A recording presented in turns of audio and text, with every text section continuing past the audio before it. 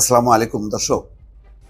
প্রধান উপদেষ্টা জাতির উদ্দেশ্যে যে ভাষণ দিয়েছেন, দীর্ঘ ভাষণ, সেই ভাষণের পর এটা পরিষ্কার যে বিএনপি মারাত্মক রকম চাপের মধ্যে পড়ল। প্রধান উপদেষ্টার যেই অবস্থান বক্তব্য সেটা বিএনপির সম্পূর্ণ বিপরীত, এবং এই বিপরীত অবস্থানকে আবার সমর্থন করছে জামাত ইসলাম, এনসিপি সহ আরও কিছু দল। যদিও অধিকাংশ রাজনৈতিক দল নীরব আছে অথবা তারা উত্তর দিয়েছে যে না, ডিসেম্বরেই নির্বাচনের দাবিটাই সঠিক দাবি। আমির খসরু মাহমুদ চৌধুরী একটা কথা বলেছেন যে 90% দলের দাবি পাশ কাটিয়ে এই সিদ্ধান্ত কিনা প্রশ্ন জাগে।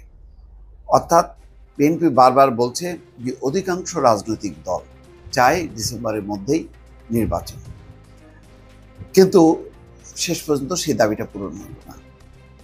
কয়েকদিন আগে প্রধান উপদেষ্টার সঙ্গে যখন নাকি রাজনৈতিক দলগুলোর বৈঠক হলো, সেই বৈঠকের পরও কিন্তু রাজনৈতিক দলগুলো, বিশেষ করে বিএনপি, খুব জোরের সাথে বলল না যে না, যেহেতু অধিকাংশ রাজনৈতিক দল চায় ডিসেম্বরের মধ্যে নির্বাচন, এবং সালাউদ্দিন আহমেদ নিজেও বলেছেন তার দলের আকাঙ্ক্ষার কথা, সেটা প্রধান উপদেষ্টা নীতিগতভাবে মেনে নিয়েছেন বা সম্মতি দিয়েছেন এমন কিন্তু নেই। বরং মাহমুদুর রহমান মান্নার একটি বক্তব্য বেশ চাউর হয়েছে বা সবাই সেটাকে কোট করছে। সেই কথাটা ছিল এই যে প্রধান উপদেষ্টা সবার কথা শোনেন কিন্তু কোনো জবাব দেন না। আবার বলেছেন যে তিনি হাসি মুখে আমাদেরকে বিদায় দেন। অর্থাৎ প্রধান উপদেষ্টা সবার কথা শোনেন কিন্তু কোনো জবাব দেন না, হাসি মুখে সবাইকে বিদায় দেন। এই অবস্থান মানে মানে এই বক্তব্যটা তখনই আসে যখন নাকি প্রধান উপদেষ্টার কাছ থেকে রেসপন্স পাওয়া যায় না। এখন বিএনপি যদি বলে যে প্রধান উপদেষ্টা জামাত এনসিপির পারপাস সার্ভ করছে, হয়তো সেই কথাটাও সামনে চলে আসতে পারে। ইতিমধ্যে বিএনপি বলেছে যে প্রধান উপদেষ্টার কিছু বক্তব্য সেটা ভব্যতাকে, অর্থাৎ রাজনৈতিক শিষ্টাচারের বাইরে চলে গেছে। যেমন বন্দর নিয়ে বলেছেন যে যারা এর বিরোধিতা করবে তাদেরকে প্রতিরোধ করা। সাধারণত এই প্রতিরোধের বাক্যটা আসে কোনো রাজনৈতিক দল যখন ক্ষমতায় থাকে বা ক্ষমতার বাইরে থাকে, অর্থাৎ এটা একটা রাজনৈতিক বক্তব্য প্রতিহত করা। এখানে বন্দর বা করিডোর এইসব ইস্যুতে অনেকগুলো রাজনৈতিক দলই বিরোধিতা করেছে সরকারের অবস্থান বা বক্তব্যের। তো সুতরাং সেটাকে বিরোধিতা করা মানে একটা চ্যালেঞ্জ নেই। আসলে সেই চ্যালেঞ্জটা কি সঙ্গত কিনা সেটাও ভেবে দেখার দরকার। রাষ্ট্র এখন বিভাজিত, রাষ্ট্রের সকল পক্ষ ডক্টর মোহাম্মদ ইউনূসের সঙ্গে আছে এমনটা মনে করার কোনো কারণ নেই।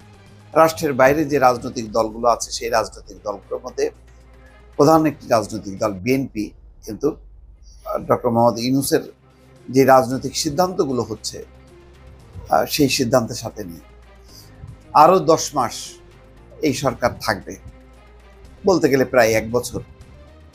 কেন থাকবে, কী কারণে থাকবে, এর কোনো ব্যাখ্যা বিএনপি খুঁজে পাচ্ছে না। জুলাই ঘোষণা অথবা সংস্কার প্রশ্নে যে সব পক্ষ একমত হবে এটার কোনো নিশ্চয়তা নেই। তাহলে রাজনৈতিক সংকট কি আরও জটিল হচ্ছে? আমির খসরু মাহমুদ চৌধুরী একটা প্রতিক্রিয়া দিয়েছেন, বলেছেন যেখানে 90% রাজনৈতিক দল ডিসেম্বরের মধ্যে নির্বাচনের সিদ্ধান্ত জানিয়েছে, সেখানে 90%-এর দাবিকে বাইপাস করে কিভাবে এই সিদ্ধান্ত হয় সেটি নিয়ে প্রশ্ন জাগে। তো এটা খুবই উল্লেখযোগ্য বিষয়। অধিকাংশ রাজনৈতিক দল যা চাইবে সেটাই তো হবে। প্রধান উপদেষ্টা নিজেও কিন্তু বলেছিলেন যদি ন্যূনতম সংস্কার চায় রাজনৈতিক দলগুলো তাহলে ডিসেম্বর, আর বেশি সংস্কার চাইলে জুন। তাহলে কি দাঁড়ালো? ডিসেম্বরও হচ্ছে না, জুনেও হচ্ছে না, এপ্রিলে মাঝামাঝির পরে। তাহলে কি রাজনৈতিক দলগুলো 60% সংস্কার চাইলেও, নাকি অর্ধেক? অর্ধেক বলা যাবে না, মাঝামাঝি যদি হতো তাহলে সেটা হয়তো মার্চ মাস, এপ্রিল মাসে যাচ্ছে। তার মানে 50 to 60% মানে চাইলো, বা সেই 50 to 60% চাওয়াটা কি একত্রিত করতে পারবে? অনেকগুলো রাজনৈতিক প্রশ্ন কিন্তু থেকে গেল। সবচেয়ে বড় কথা হলো রাজনৈতিক ঐক্যমত্যের ভিত্তিতে, সমঝোতার ভিত্তিতে যদি নির্বাচনের সময়সূচি বা সময়সীমাটা বা রোডম্যাপ এটা ঘোষণা করতেন তাহলে ভালো হতো। এই যে এখন করলেন না, তাহলে পরবর্তী রাজনৈতিক পরিস্থিতি কি দাঁড়াবে? বন্দর নিয়ে কেন এত শক্ত অবস্থানে চলে গেলেন ডক্টর মোহাম্মদ ইউনূস? অনেকগুলো প্রশ্ন সামনে চলে আসলো, যেগুলো পরিস্থিতি আরো ঘোলাটে করবে বলে অনেকে শঙ্কা করছে। দর্শক ভালো থাকবেন, আল্লাহ হাফিজ।